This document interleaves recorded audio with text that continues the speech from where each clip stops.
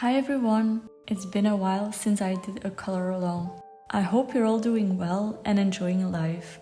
So when I started filming this, it was July and summer had finally arrived here in Belgium, which felt amazing. But you know, life happened and I had to postpone the video. And now, well, it's clearly becoming fall. Temperatures dropped and it feels a little weird diving into this summery themed color along, but I'm still very excited to be coloring in this beautiful magical woodland book. As always, everything I use will be listed down below in the description box. Today we'll be focusing on a few techniques like coloring hair, skin and clothes.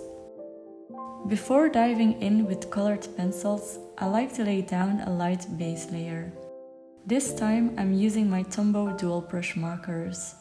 They are water-based and will not bleed through the page. It just speeds up my coloring process and gives a nice undercoat. It also covers the white of the paper. If the color of the marker is too dark, I dilute it on a palette and pick it up with a water brush for a lighter version. For example, the yellow for the hair is light enough as is, so I skip the extra step there. While I'm laying down the base layer with the Tombow markers, let me talk a bit about why I love starting with markers before moving on to pencils. I find that this step saves me so much time, especially when working on large areas like a full coloring page. Plus, it allows me to focus on details and blending later, without worrying about covering the white of the paper. Of course, this isn't a must-do for everyone. It's just something that works for me.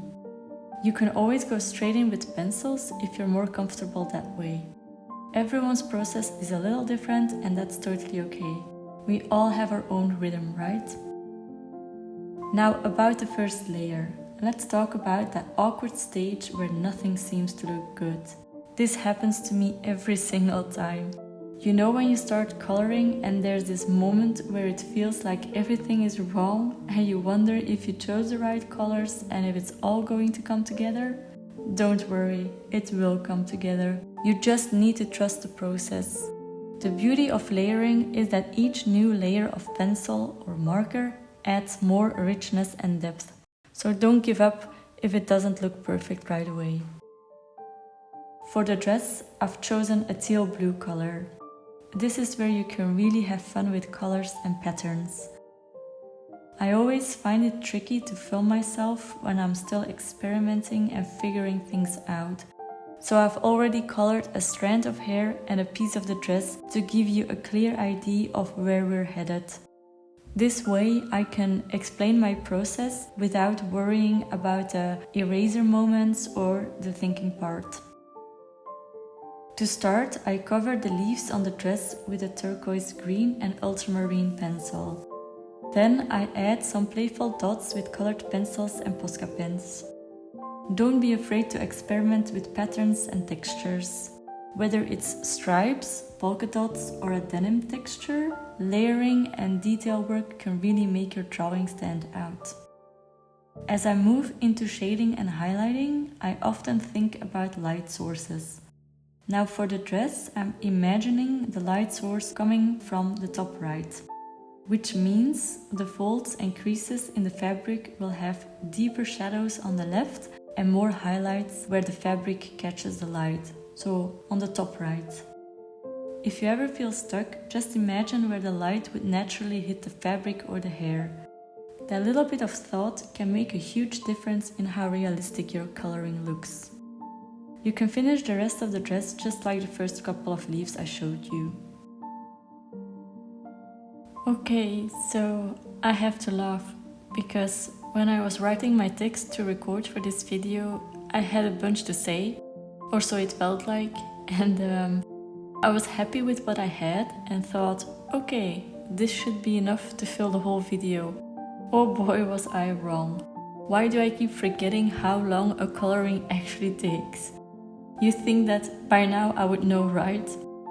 So here's what I'll do. For each segment, the hair, the dress and the skin, I'll talk you through my coloring process and give you some tips and tricks. But once I've covered everything I wanted to say, I'll switch to just playing music while you can watch the rest of the process and follow along if you'd like. I'll add timestamps for the 3 different sections so it's easier for you to find, but I do hope that watching me color even without commentary will be helpful too.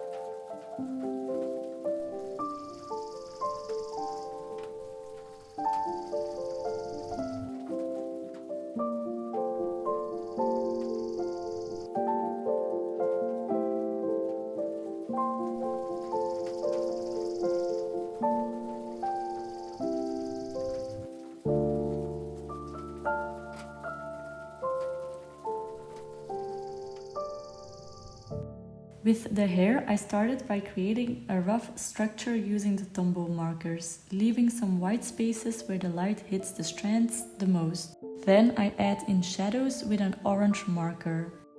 For this piece, I'm going for an orangey blonde look. She kind of reminds me of Tinkerbell. Then I start adding depth with my colored pencils. When coloring hair, it's important to go slow and pay attention to the direction of each strand. Whether it flows down, left, up, or into a ponytail, you want to define the strands as much as possible. This helps create movement and makes the hair look more realistic. To create a textured look, the key is to leave a space between your strokes. Lift your marker or pencil after each stroke and leave a visible gap. This gap in between is called negative space and will help the lines appear more defined. And don't skip the spacing on your lightest color. Hair is not one flat color and layering can create dimension. Use a lighter pencil or even a white pencil to add shine. Let's briefly talk about complementary colors and how they can really help enhance your work, especially when it comes to shading and contrast. Complementary colors are those that sit opposite each other on the color wheel, like blue and orange or red and green. Using these contrasting colors next to each other can really make certain elements pop and create a more visually interesting piece. For example, in this illustration I chose yellow and orange tones for the hair because I went with a teal blue for the dress. Since teal and orange are complementary colors, they naturally create a nice contrast and balance each other out. Of course, you can choose any color you like for the hair. It's all about what suits your vision. But for me, this combination felt like it added a little extra vibrancy to the overall piece.